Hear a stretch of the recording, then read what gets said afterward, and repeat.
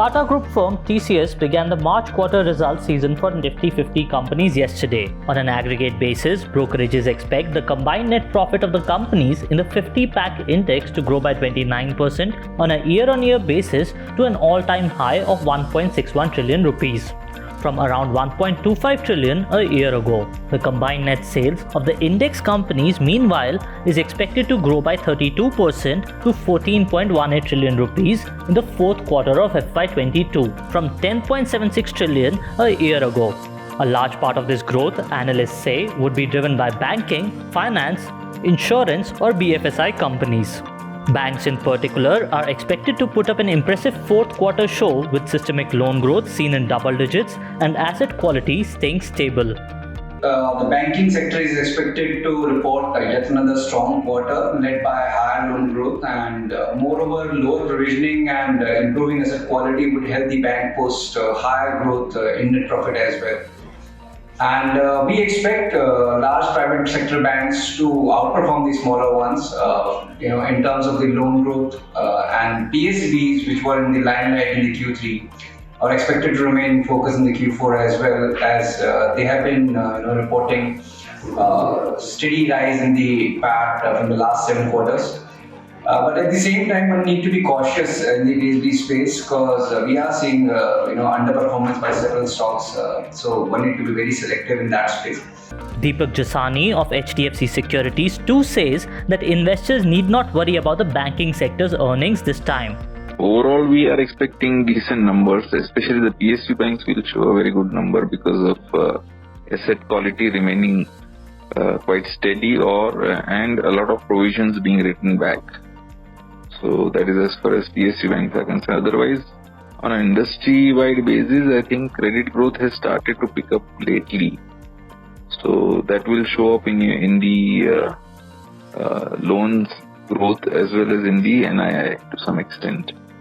Deposit rates have sort of started to inch up, but very minorly, so it's not going to hurt them in any big way.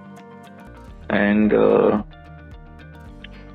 otherwise, I think MTM losses there may be some MTM losses on their trading portfolios, bond trading portfolios, because of the yield rise between the two dates. But broadly, I think banks as a sector will perform well this time. Analysts peg net interest income, pre-provision operating profit, and net profit growth for the entire sector at 19%, 6%, and 93% year-on-year. Industry credit loans, meanwhile, may swell nearly 13% year-on-year, driven by growth across segments, particularly in unsecured retail, SME, and housing finance segments. If one were to analyze the sector in terms of private and public banks, analysts at Kotak Institutional Equities expect the private players under their coverage to report about 21% year-on-year and 6% sequential growth in net interest income. Improvement in profit after tax, meanwhile, is seen at 86% year-on-year and 6% quarter-on-quarter, led by Bandhan Bank, up 978% year-on-year, RBL Bank, 226%, ICICI Bank 64% and Axis Bank 51%. Public sector banks, on the other hand, are likely to experience continued traction in their operating performances, supported by recovery in business growth and a sustained reduction in provisions. Slippages could continue to subside, which along with healthy recoveries would reinforce the asset quality performance. Overall, PSBs are likely to deliver net interest income growth of around 20%. PAT growth is seen at 100% year-on-year and 19% quarter-on-quarter, led by Canara Bank up 100%, Punjab National Bank up 98%, and State Bank of India up 66%. That said, while analysts believe forward flow into the delinquency bucket would likely be restricted in the fourth quarter of FY22, analysts expect behavior of ECLGS lending pool and restructured portfolio would be the key to watch. 3 key things that they have to look after is the trends in the NPAs and slippages is one. Second is their loan growth and NII trends.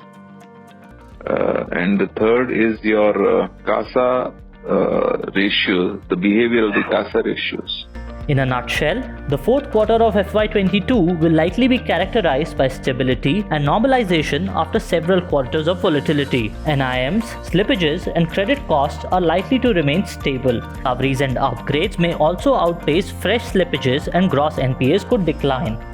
On Tuesdays, markets will react to TCS's fourth quarter results, which were announced after market hours on Monday. That apart, Anand Rathi Wealth and GM Breweries will be among the 6 companies set to announce their March quarter results today. Among macro triggers, the Domestic Index of Industrial Production (IIP) along with Consumer Price Index (CPI) reading for both India and US will be released later today.